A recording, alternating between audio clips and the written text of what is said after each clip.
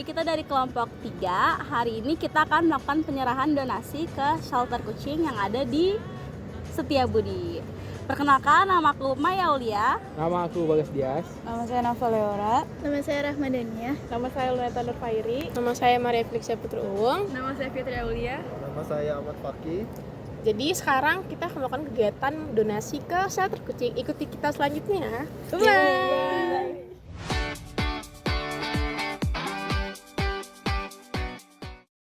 Jadi aku mau ngasih beberapa pertanyaan aja sih seputar shelter. Kalau dari aku pertanyaannya, awal mula terbentuknya shelter itu gimana sih ceritanya, Tante?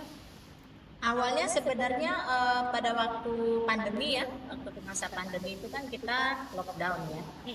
Nah, sebelum lockdown itu kan pemberitahuannya banyak orang-orang yang pada sakit dan dilarang keluar rumah, dilarang keluar dari rumah.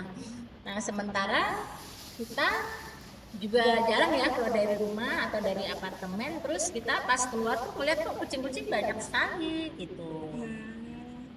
Nah, dari situ kita lihat siapa yang kasih makan sebanyak ini kan. Ya mungkin karena orang-orang takut ya di dalam rumah apa segala macam, jadi pada nggak berani ngasih makan kucing kan. Jadi kucingnya pada nyariin, warung-warung juga pada tutup, toko-toko juga pada tutup. Nah, akhirnya saya gabung lah sama teman-teman saya untuk awalnya tuh street feeding buat mereka. Kesian kan, nggak ada yang ngasih makan gitu-gitu. Akhirnya teman-teman saya mau. Nah, kita akhirnya rame-rame, akhirnya kita sepakat untuk bukan hanya kasih makan mereka, tetapi kita rescue mereka juga. Akhirnya kita bentuklah komunitas ini. Berarti itu sekitar 2020 ya? Atau Awalnya ya, nggak, sebenarnya sih kita udah dari 2018, cuman ngebentuk komunitas Jakarta Cat Lovers-nya tuh di tahun 2020. Oh iya. Berarti kalau yang ini salah satu teman Tante juga? Iya, members kita ya. Mau nanya apa lagi? Kalau kendala selama mengurus shelter ini apa aja? Kendalanya sih sebenarnya banyak ya. Terutama untuk ngadepin orang-orang yang nggak suka kucing. Iya, benar. Karena kalau yang suka kucing enak sih, kita sefrekuensi yang nggak suka kucing kita sebel. Akhirnya kita ya ada sih berantem gitu ada. Terus kayak gitu makanya kita sekarang Jakarta Cat Lovers itu program kita tuh salah satunya juga edukasi. Supaya mereka yang mungkin belum kenal, belum tahu gitu, setelah diedukasi mereka jadi suka. Atau ada juga yang tetap nggak suka gitu. Tapi nggak apa-apa, kita nggak bisa paksa ya. Yang penting mereka nggak nyakiti gitu. Tapi kalau misalkan selama Tante ngeliat kucing-kucing di daerah sini gitu, ada masih kayak anak kecil atau orang dewasa bahkan yang kayak nendang kucingnya? Ada. Banyak. Ini salah satunya si Blady ya, itu direscue sama teman saya. Awalnya direscue itu dia karena ada orang naik motor nendang dia. Ya kan mungkin dia di tengah karena dia kan buta. Dari awal tuh dia memang sudah buta. Oh, dari lahir berarti? Jadi dia udah mungkin si motor pikir nggak mau minggir kan, ditendang. Akhirnya diangkat sama teman saya, dibawa ke shelter, terus dia minta supaya saya rescue kucing ini. Tadinya kan kita memang juga sudah penuh, tapi karena saya lihat dia buta, jadi saya nggak mau. Berarti kalau buat per hari ini kucingnya ada berapa Tante yang ada di? Kalau rawatan kita totalnya sekarang 110. 110. Dulu sih hampir 150-an ada. Itu udah pada ada yang adopsi, ada yang pergi juga. Jadi nggak netep di sini ya? Iya, terus ada juga yang meninggal karena sakit. Terus ada juga yang diadopsi, macam-macam. Jadi kan kita adain, ada out. Lucu banget.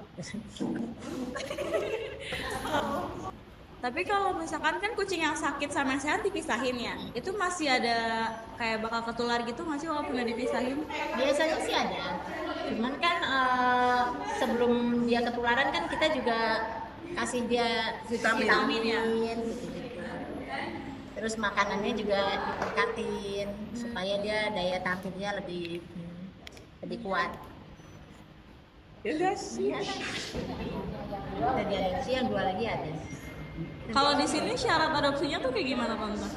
Ada isi formulir yang mana salah satunya finansial juga ya. Iya, aku biasa suka ngecek kayak Ya, gitu. terus udah gitu juga kita nggak mau kalau dia udah banyak adopsi lagi. Mm-mm. Kita sarankan sebaiknya jangan kuantiti ya, Iya. jangan kemauan tapi kemampuan. Karena pada saat kita nanti sakit atau lagi berhenti kerjaan segala macam nggak ada uang, Iya. belum tentu keluarga kita pun seleranya sama kita mau Iya. ngurusin, belum tentu.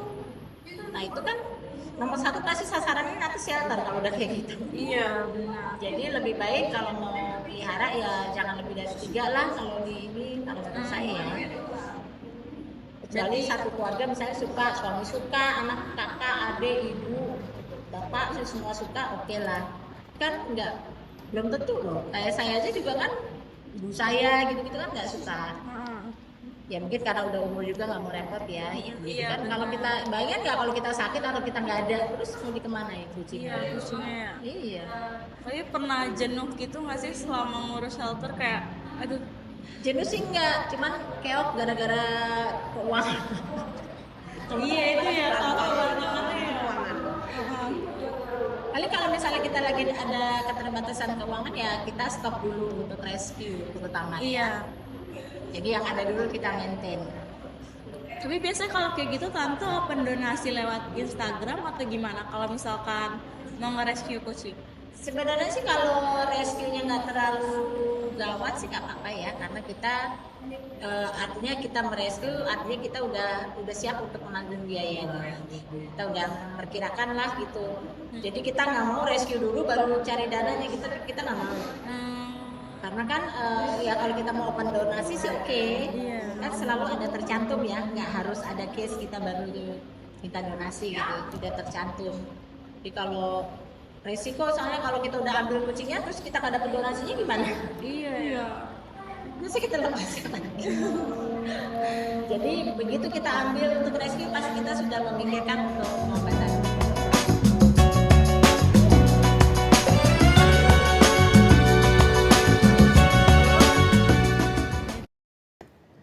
Oke, sekian perjalanan kami sore hari ini, dan buat kalian yang punya kesempatan atau punya waktu lebih boleh berkunjung ke shelter kucing yang berlokasi di belakang Masjid Al-Bakri. Sekian dari kelompok 3. Dadah.